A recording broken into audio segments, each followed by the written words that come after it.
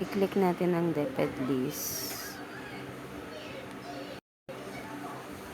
Then, click natin yung master list. And then, click natin yung enroll learner. Search by LRN. Type natin yung LRN ng bata. And then, search. Then, kunin natin yung BC ng bata at i-check kung tama yung birthday at spelling ng name. And then, ilagay na natin kung kailan ang unang araw niya ng pagpasok. Ayan. Then, click continue.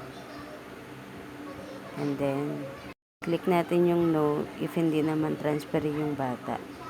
Then, ilagay natin yung zip code. And then, yung actual modality na face-to-face. And then, i-click natin yung enroll. And then, lalabas